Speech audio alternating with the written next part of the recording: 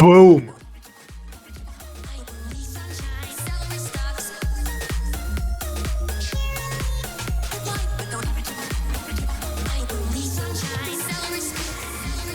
Hello and welcome to the Brony Music History Podcast. My name is RockFox and this is episode 3. On today's episode, we have another guest celebrating over a decade of producing fandom music this year. If I had to describe his style in 3 words, it'd be fast, sappy, and incredibly complicated. His music has graced stages from Pacific Ponycon to Bronycon, playing at Bronypalooza, at Ponystock in 2012 and EQLA, and he provided the soundtrack for the infamous Smile HD. On today's episode of Brony Music History, please welcome Foozogz. Thank you. Glad to be here. Yeah, I'm glad you're here too, and congrats on 10 years. Another one in the fandom, marking over a decade of horse music. How does that feel? Oh, I don't know. I feel like I'm gaining some liver spots, maybe a couple new lines. I think my beard's turning white. Oh yeah, I might start. I think I might learn some fire magic. Get the whole Uncle Eero for all the young whippersnappers in the fandom trying to make the fast music. Provide some sage advice. Yeah. All right, so let's wind the clock back to before Pony. Were you into music before you started making Pony music? Yeah. Yeah, I mean, not really. I was more into making games, but of course, games need music, so I had experience making music back then. It was mostly like MIDI and chiptune stuff, but it was music. Yeah, right. And so basically, yes. So not as much for like actively listening to, but more in the background of your games. Yeah. Yeah, right. Okay. And obviously we'll come to the fact that almost like a lot of your music is sort of high BPM, like happy hardcore, that sort of style. Was that the sort of music you were listening to when you weren't making your own? Or did that influence come later? Kind of. I mean, it was usually like DDR stuff that influenced me, and like there's a little bit of that stuff that was actually that BPM, but it was mostly just other video games, Like some video games, it would be like super high peppy, You're thinking like there was a game I remember called Scott Pilgrim versus the World. Their soundtrack by, I believe it was Ann Managuchi. That kind of peppy feeling was like, when I heard... Oh, we've just dropped out. And I think you've just dropped out. Can you hear me? Yeah, I can hear you now. Where was I? You were at Scott Pilgrim and Agamuchi? Anamanaguchi, yes, their sound. That's what I wanted to put into my video games, which is why they're kind of the high BPM stuff emerged. Yeah, right, okay. That's pretty cool. So bring it forward to Pony then. When did you start watching Pony, and when did you decide you wanted to start making music for Pony? When I joined the fandom, which basically was spring 2011. I saw the show. It was amazing, and I just wanted to do something, and then, Remix War popped up, and I'm like, I know music, let's do it. Yeah, right. So this is the first time Remix War has been brought up on the show. Can you walk us through what the Remix War concept was, and what it was like in those early days? Okay. Well, a fine fellow by the name of Not a Clever Pony hosted the very first Remix War. It was basically a Google document, and all of us had to basically remix another Brony's work. And we were given a deadline, and that was it. And, we just wrote away and we submitted, and it was uploaded to YouTube and linked back to that Google document. And it was awesome. And a lot of people loved it. And so that was where the whole convention of, say, like, instead of saying, this is the Foozogz remix, this is like Foozogz befriends X artist, right? Yeah, it was like, instead of like, war, like, instead of like traditionally bashing someone, we wanted to like pony it up, make it like a little fruitier, just for,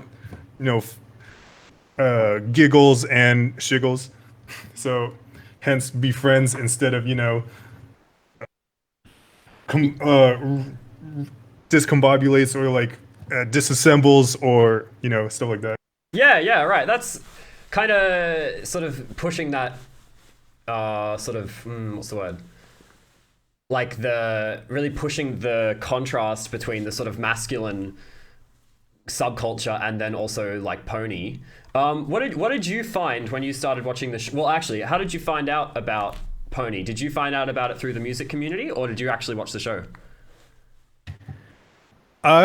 Well, back when I was in community college, one of my friends had his laptop, and on his laptop was a bunch of small horses, the main six, on a cliff.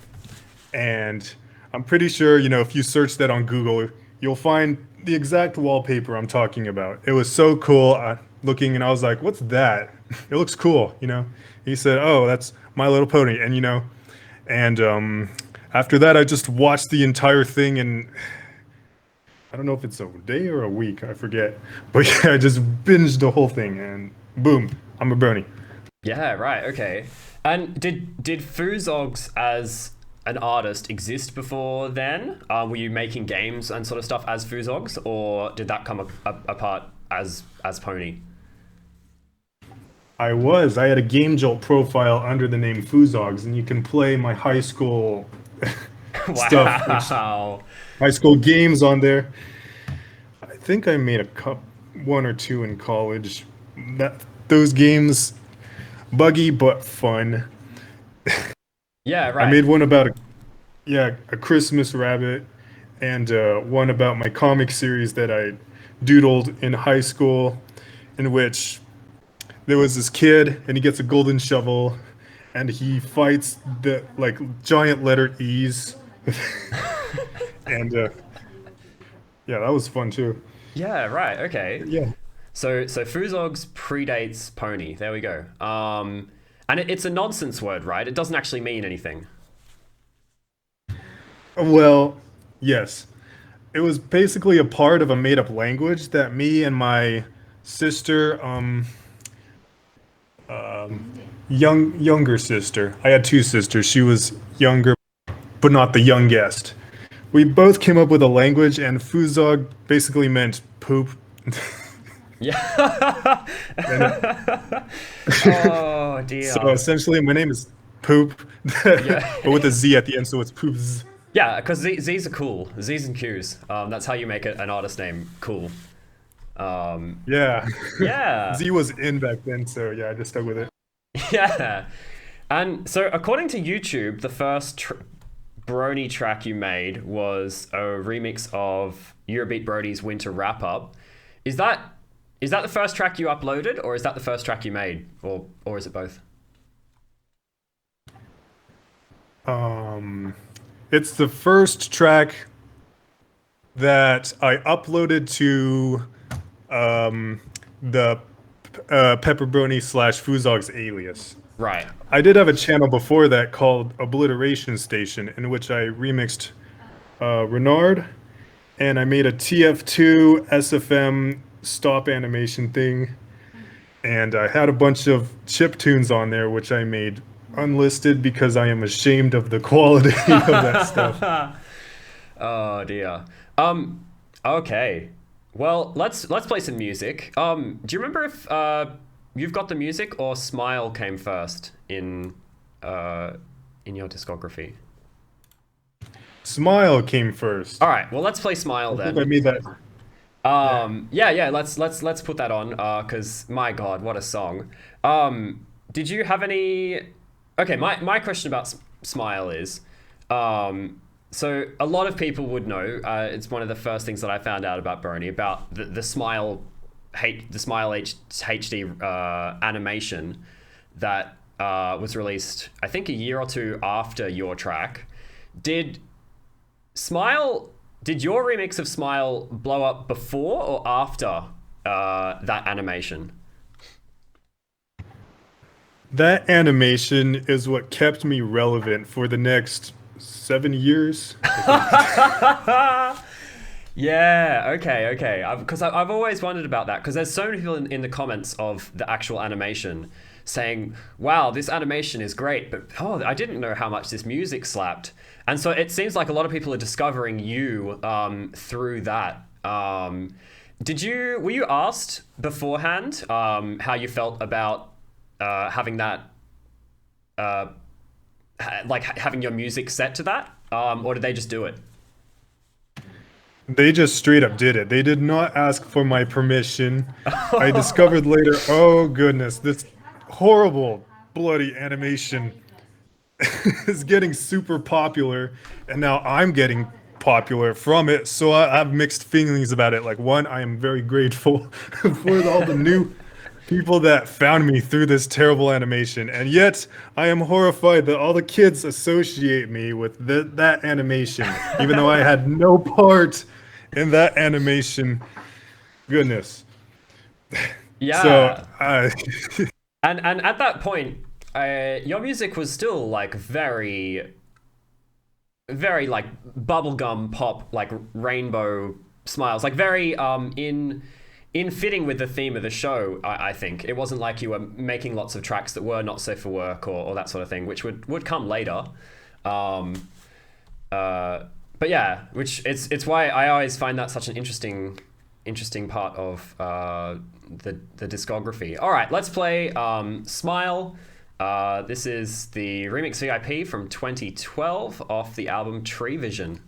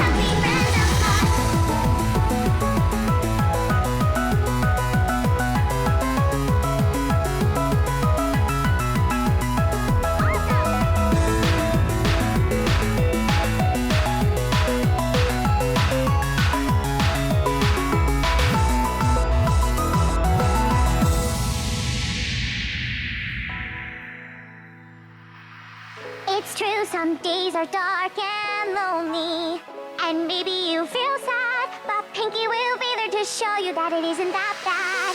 There's one thing that makes me happy and makes my whole life worthwhile, and that's when I talk to my friends and get them to smile. Smile. I really am so happy. Your smile fills me with glee. I give a smile, I get a smile, and that's so special to me. 'Cause I love to see you beam, beam, beam. Yes, I do. Tell me what more can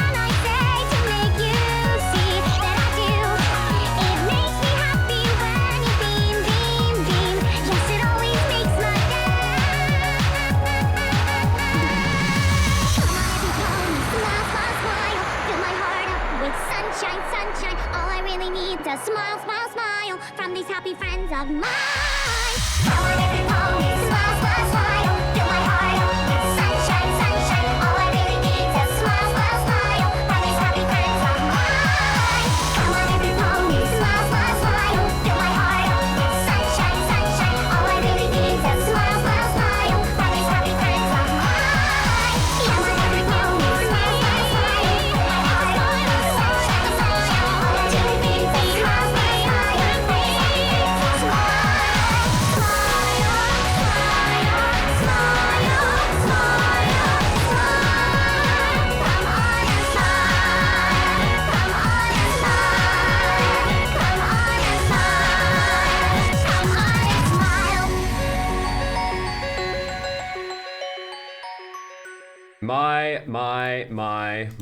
My. Whoa. That bring back some Banger. memories? Hopefully good memories. Oh, absolutely. Oh, I mean, my personal memory of this track is that was supposed to be the final song that I was ever going to play at a pony convention, but then the organizer got up on stage and was like, "No, I'm not. This high is not finishing now. We're making the con last an extra 15 minutes." And, Oh man. yeah, fuck. Oh god. I just think that's just everything that's positive about the show and the music community all in one little song. Yeah. And Glad. yeah, speaking about the music community, in those early days especially, what was it like being a part of the sort of the birth of that just the scene in general? And looking back now, did you feel like at the time you were going to be a part of something that would become as big as it was, or did it just more feel like you were just mucking about with friends and things just grew from there? I think it was more just about like the group of musicians that like formed. We were like, we were like we were all on Skype and it was great, and everyone made a bunch of friends in there, and we played Left 4 Dead and TF2 and Minecraft, and it was amazing. And we also made music and we talked about music. It was great. And music was just like a byproduct. at that yeah, point. okay, so nobody really came in with any intentions of making big, like making things big. Do you feel like that environment like really helped you to grow as a musician?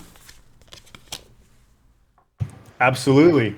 And, there were a lot of people more talented than me, and even so today, that I've learned from, and I'm like, wow, I didn't know you can do this. I didn't know, like, you can make your kick sound bigger if you sidechain it, like everything else. But yeah, like, just little tidbits like that help me refine my sound and make it more, listenable. Yeah, of course. And speaking of listenable, your first live performance was at Everfree Northwest at Pony Stock in 2012, am I right? I believe so, yes. Was that your first pony convention that you'd been to? No. The first one that I've been to but didn't perform at was Bronycon Winter 2011. Yeah, right. So the very OG Bronycon. Did you like when you were at that Bronycon? Was there music performances at that one, or was it just people hanging out? There were a few performances, but it was I don't remember if it was like electric, but like there was some guitar, and it was like more like a community thing. Like Yeah, it was just right. very local, just a little stage, and couple people up there singing, playing, dancing. It was great. Yeah, sick.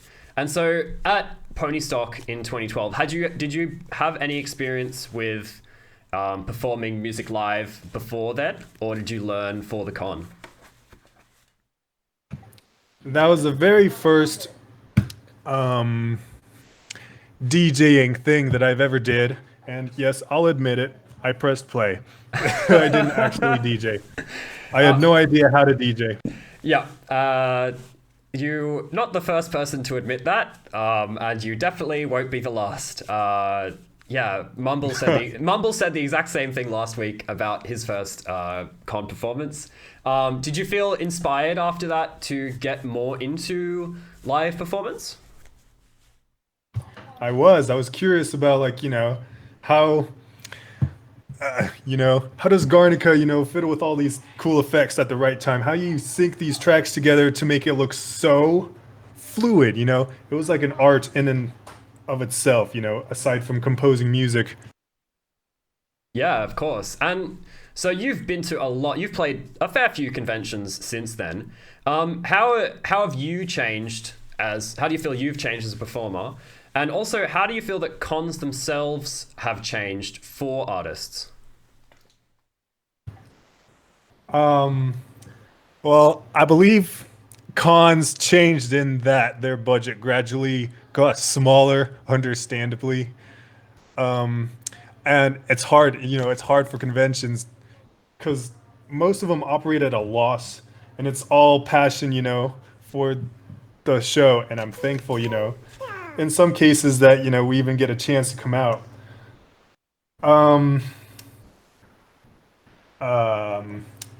But I mean, that's kind of the reason I don't usually come out anymore. But Yeah.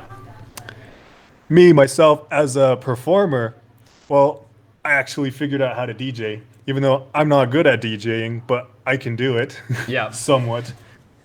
But like, it's another skill that I've grown to appreciate and admire those who can do it flawlessly, nail Yeah. every single transition, no random volume boosts. They always have the bass going exactly when they want it to. Yeah. It's tricky, Yeah, absolutely. Yeah, and I mean, making music is a skill in itself, and then having to like layer the skill of performance onto that it's a whole separate thing entirely. Even I mean, I come from a live performance background, and I look at what producers do, and I just go, wow, like I don't know how y'all do it, but yeah, it's surprising how I think separate those two skills are.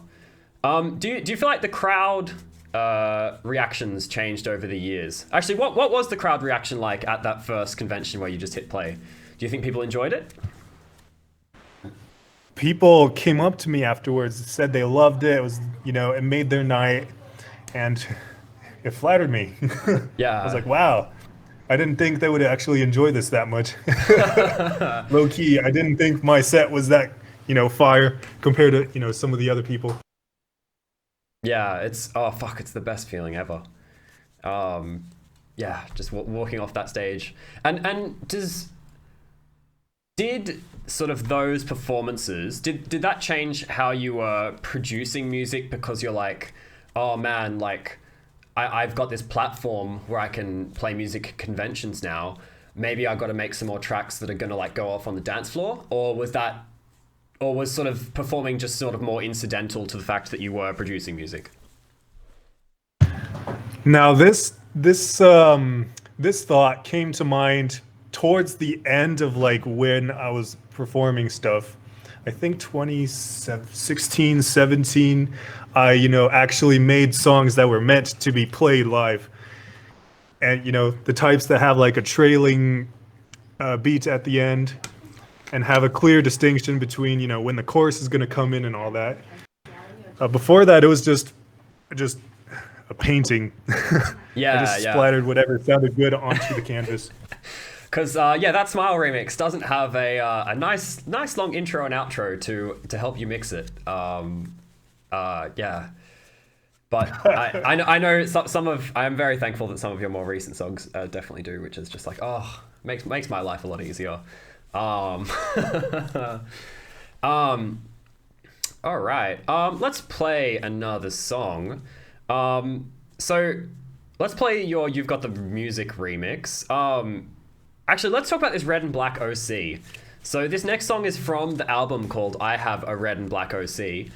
Is that a joke on the people who had sort of like really edgy characters that was sort of swirling around at the time as everyone tried to sort of, I guess, prove to each other like how cool they were? Well, it was sort of like, yeah, it was a half joke and half, covering my own butt from people that are gonna point at my own OC, which is, pepperoni, which is supposed to be a pepperoni slice. So it has to be red. It has to be red. Your pony is a pepperoni slice. Oh my gosh. Yes. Wow. And the yellow stockings is supposed to be the Italian spices inside of the pepperoni. Oh my god. And the hair is supposed to be the black pepper. I had no idea. That is hilarious. I wanna ask where you got the idea from that, but I fear it might be under the influence of mind-altering substances. I mean, community college is a hell of a drug, Oh, bless. All right, let's play. You've got the music. This is the Fusox Delight mix, released in 2012, I think. Maybe a bit later. From the album I Have a Red and Black OC.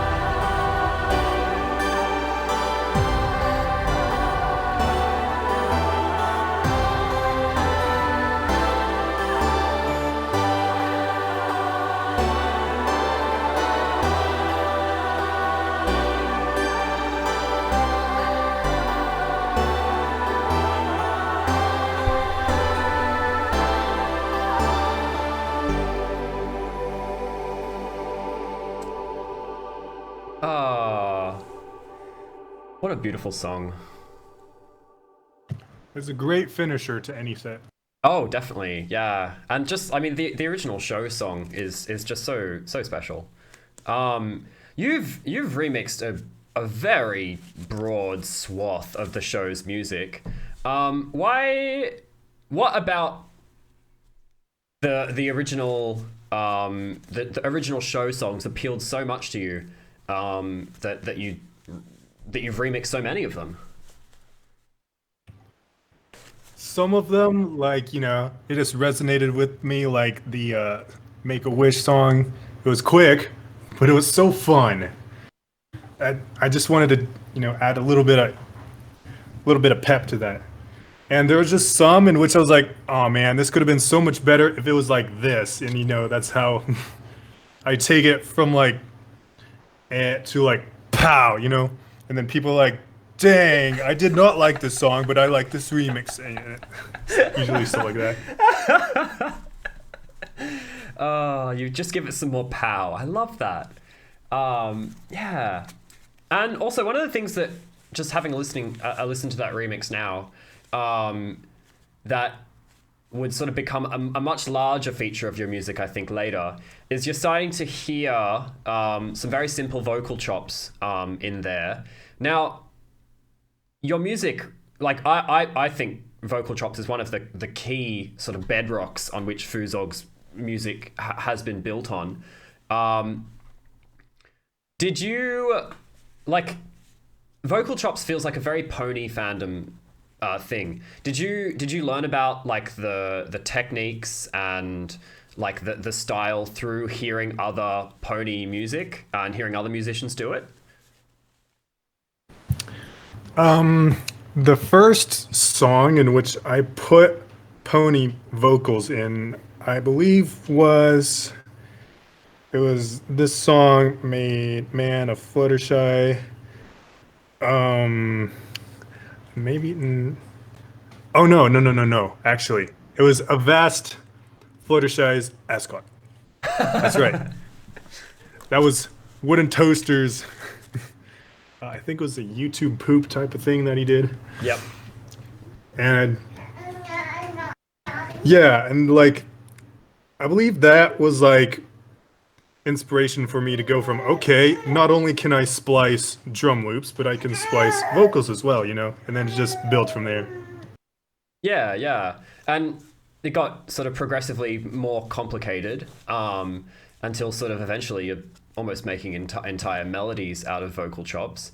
Do you actually, I mean, I just assumed that sort of is one of the cornerstones of your music. Do you feel like that's one of your, I guess, like stylistic signatures is like heavy use of vocal chops and vocal processing? Well, yeah, it's one of them. People really like when I make sentences out of vocals. However, and then 15 AI came out, and I was like, wow, that's amazing. I love technology. Yeah, can you talk us through what 15 AI is? Because I don't think that's been brought up on the show yet. And also, have you actually used that in any of the production of your music? Okay, so 15 AI is a website in which, they take a large collection of vowels, consonants, words, phrases, and they were able to make a program that allowed you to just type in what you wanted the voice to say, and it would say it. And oh man, the results are sometimes pretty good. Yeah. Oh, and it's the shit posts you can do with it, especially just so many. Why has so much potential? Why has God given us this power? Because surely we will undo all of creation with it. Have you seen the airplanes 15 AIs they've done with this? Yes. More to try. Oh, that's good stuff. That is a classic fandom meme. That really, yeah. Oh man. But I did not use it in my music yet because I believe the clause was, it's non-commercial. Oh, okay. And at this point in time, I just wanted to be able to spread my wings. Yeah, definitely. So yeah, let's bring things forward a bit. Do you feel like your style has changed over time with what sort of music you've made and how you've made it? It has. I think it's gradually gone from like super poppy and chippy, like back down to earth, more solid, bassy, slower. Basically focusing more on like micro melodies rather than like just making the whole thing soar through the train station. Yeah, I feel like it's definitely gotten more complicated. Like there is so much more going on in all of a lot of your newer songs. Just and I think that's a testament to growth as a musician. And also I feel like you're producing more diverse music. Like just having a scroll through your library, just you've got your break. I don't know how even would you describe Amazing Princess Wings? Like some sort of speed? That one is Gabber. Yeah, Gabba. That's like proper fucking Gabba. And yeah, like just sort of going through like more diverse styles. So you have released music on. Were you on the first Balloon Party? Am I remembering that right? I was. Yeah, so you've released music on Balloon Party, on Pink Amina Party, on Ponies at Dawn. Did sort of getting pushed into those sort of more curated style of albums, do you feel like that helped you with diversifying the sort of music that you made? I would say yes, because I like trying out new stuff all the time. I'm not sure if my audience likes it. I'm not sure if, some of them prefer me to just make straight up happy hardcore or just breakbeat or just drum and drills, But I just like doing a whole grab bag of goody stuff, Yeah, definitely. And how do you feel like the community? Are you a big part, or do you feel like you were a big, like sort of rewind? Do you feel like that you were a part of the communities that sort of formed around those albums, and have those communities sort of influenced the way that you've grown as a musician? I mean, as for this particular moment in time, I can't say like really because I feel so old in the Ponies at Dawn Discord. Everyone's like, I think 10 or 20 years younger than me, and they're making music, and I'm over here going, I'm an adult. I have a child. I'm an adult. Yes. Yeah, right. Okay. Yeah, I think that's fair enough, and I do think it speaks to sort of how sort of twin peaked the music community has been. Like we had a really big wave in those early years, and then things I personally feel like things sort of died down in the middle of the decade, but things have come back in a big way sort of more recently. Were you still feeling inspired by Pony? I guess you've kept producing tracks all throughout the show's run and well and truly afterwards. What about the Pony community or the show has kept you coming back and making more music? I'd have to say it's the community itself, to be honest. The show, I mean, it was good. And then like my interest gradually dwindled as every season went on. It was the community itself that kept me going. All my wonderful, supporters constantly throwing money at my PayPal. The money itself, it's like they're like whispering in my ear, Make another one. Make another one right now. We need another Smile remix. We need a G5 remix right now. Yeah. And and also I know at some points when you've made non-pony music, even the non-pony music you've made has been like put on Equestria Daily. I can't remember exactly what track it was, but I do remember you got an Equestria Daily feature for a track that wasn't even pony related. You commented, you were a bit like, what? That was a couple of years ago though now. So yeah, we definitely back you. Oh. I think I know which one. It's lit thing. Oh, I was trying to make a song out of actual fire samples. Yeah. That was a very funny song. All right, well I want to play Amazing Princess Wings. Just because I love it. I think it's a great song. Go for it. Yeah. Yeah. Do you like this was this a Halloween album or was it just a I'm gonna fuck shit up and make like crazy shit album? More the latter. It was like, I've been making too much happy stuff.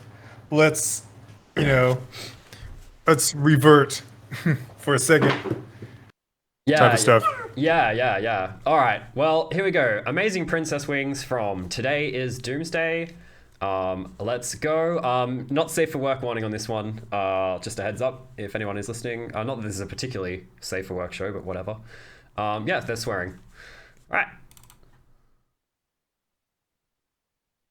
Play the track. The track is refusing to play. All right, come on, sweetie. There we go.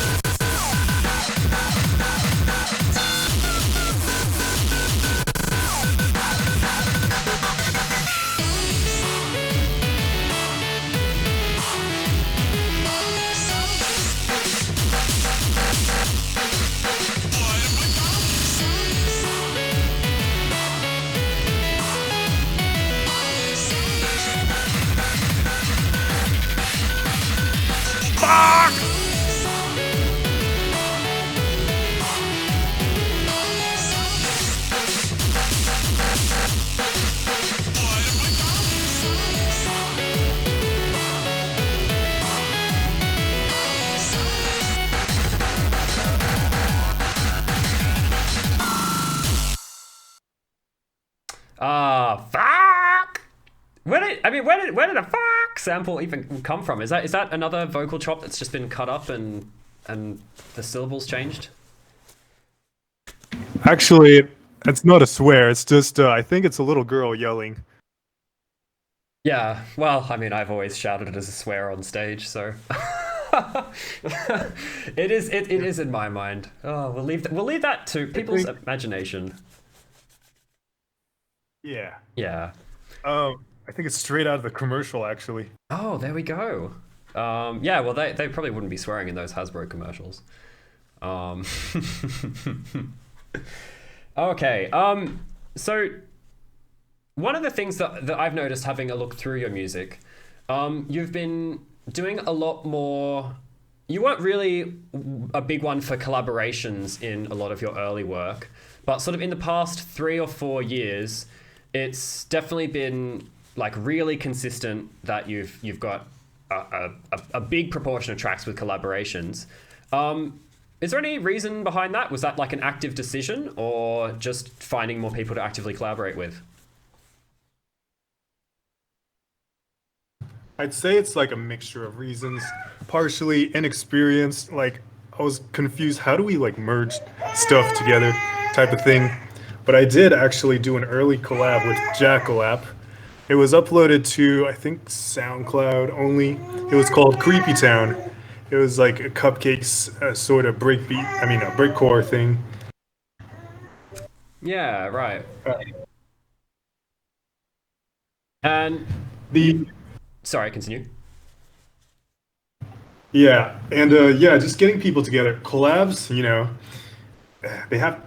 the stars have to align for all the collaborators to have enough time and motivation to like complete the collab. And I've seen, personally witnessed myself collabs just fall through due to, lack of interest or, something came up, stuff like that. It wasn't easy, getting a collab out. It just had to fit. The jigsaw just had to fit.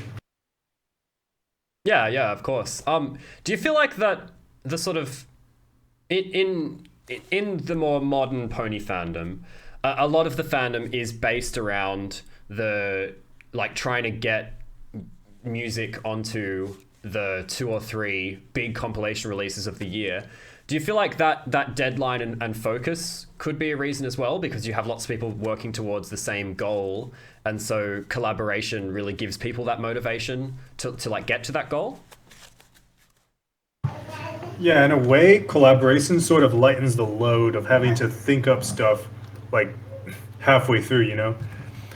And there's a lot of eager young artists that want to make their mark. I've already had my 15 minutes of fame and fortune. I just wanted to share the wealth a little bit if I could. Yeah, so you feel like before you dropped out, you were saying there's a lot of fresh people trying to prove their worth, and you feel like you've had some time in the sun on your 5 minutes of fame. Looking back, how do you feel about how far you've come, and do you have any proudest accomplishments in the fandom? Proudest, personally, I think my, like I've made sort of like micro series, like 400 stuff like this, and the Make It Special series, I'm personally, I'm proud that the collection is complete, stuff like that. Just little tidbits. There are songs that I like more than others, but, I am pretty happy with a few of my more recent ones. Like, the Violet Pony remix I did of their work was awesome. Still hits hard, all that stuff. Yeah, I'm personally a huge fan of Heaven Bound. Just that is a track that's pure atmosphere. Yeah. So things definitely aren't over. Well, so you mentioned the Make It Special series. Can you give us a run through of how that series has evolved and grown over time? And then I think we'll play the Make It Special finale mix from Eternal. Yeah, so that one started as a Remix War entry.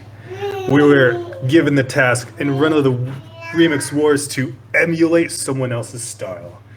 And I chose Pinkie Pie Swear, because I really like that pogo kind of trancey stuff. I wanted to give it a shot, have the vocals sort of enhance the beat and flow all, the music.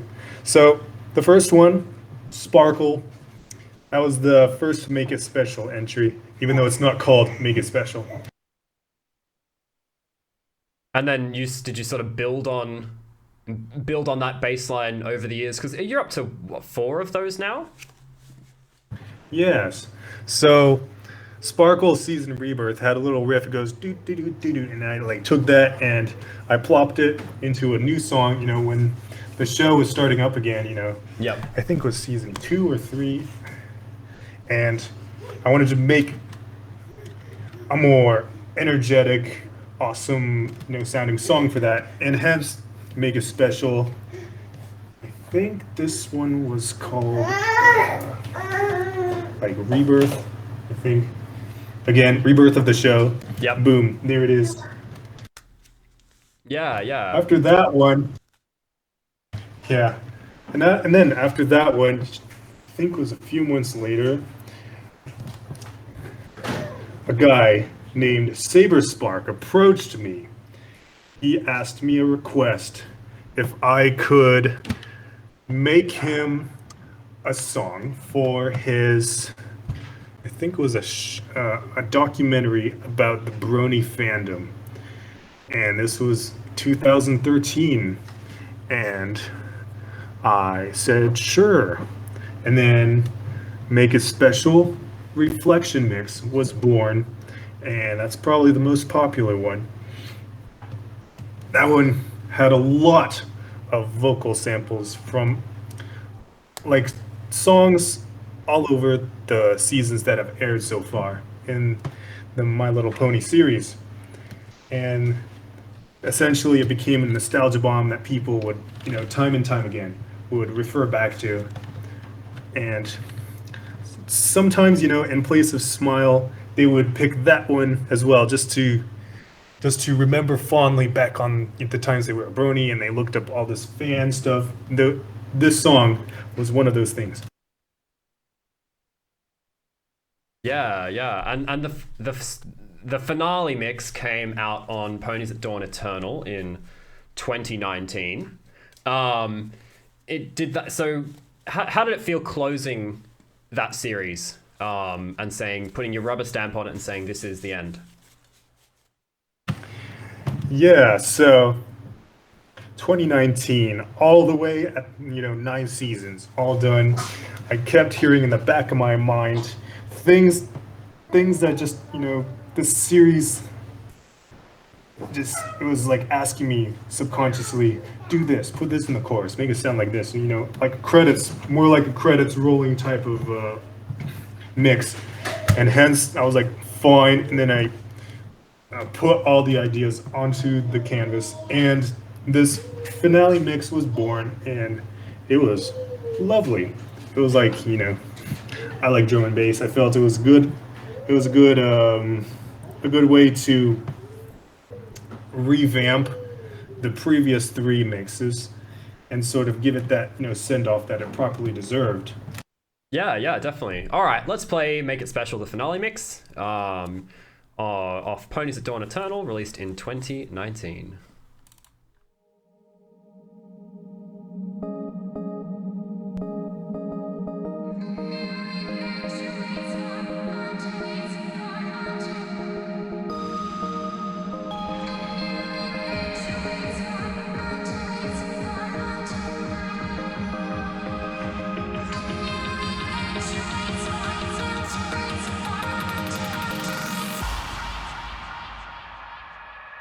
We'll make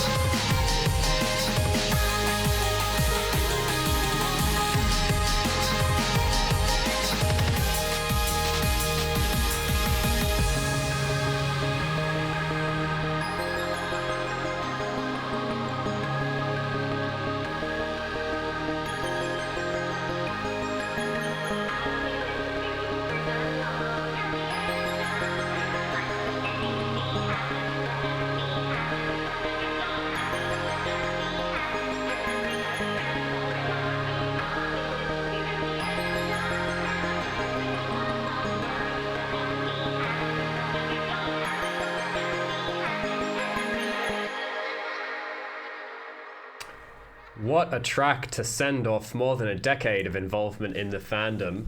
Yeah, wow. That's some powerful shit. So you've been here for you've been here for a while. What does the future hold? What does the future hold for Foozogz? Oh, I like that. The future for Foozogz. Oh man. Well, I'm definitely gonna release more stuff, probably on Ponies at Dawn, or maybe I think we've been trying to do Remix War past the 10th one. If they host 11, I'll be doing stuff on that. And yeah, basically music. I'm not going anywhere. Maybe G5. Who knows? Yeah. We will see. That's gonna be. It's an exciting time to be a Brony at the moment. The movie's out next week. Like, by the time this episode airs, there'll be less than a week until the new Pony show. That's exciting. Yeah. So after 10 years, have you ever thought about what you'd be like as a musician and also as a person if where you'd be if it wasn't for Pony? I mean, I think I probably would have been accepted into my first choice college.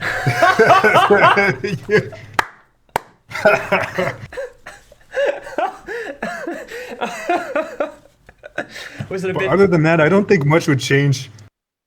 Yeah, so you still think you would have gone the music route and the games route without having been involved in the fandom?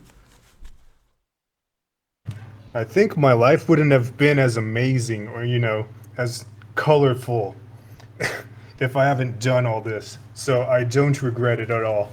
Yeah, fucking awesome. Yeah, cool. That's basically it. Oh no, final question. The question that I'm trying to ask all of the guests on this show is, do you have anyone that you'd like to hear interviewed?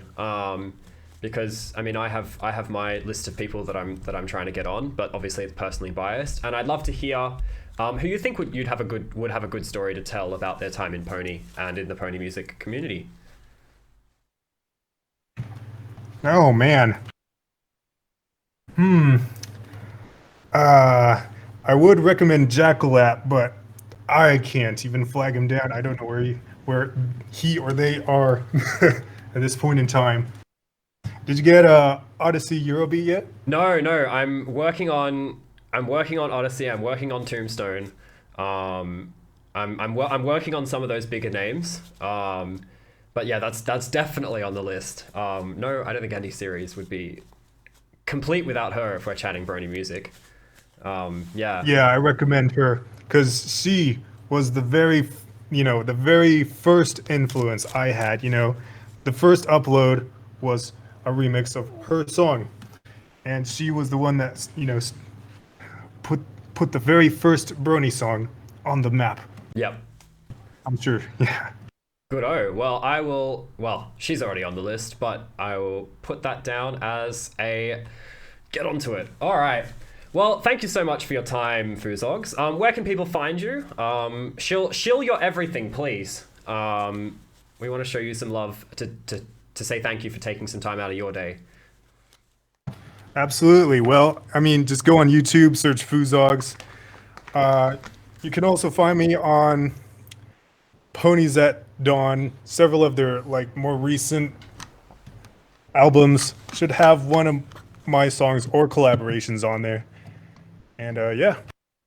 Yeah, sweet. Well, thank you very much for taking the time out of your day to appear on Brony Music History. We'll be airing this in a couple of days. And to everyone else, thank you for listening. I really appreciate it. It's so fun just to talk about Pony music and have people listen, and hopefully it's been a bit of a nostalgia trip for some of you. If you like the podcast, you can subscribe to my channel on YouTube, where I also do weekly DJ sets of Pony music and otherwise. And also subscribe to the podcast in audio format on all your favorite podcast platforms and Spotify. And yeah, we'll see you guys next time. Brohoof, and peace the fuck out. Yeah.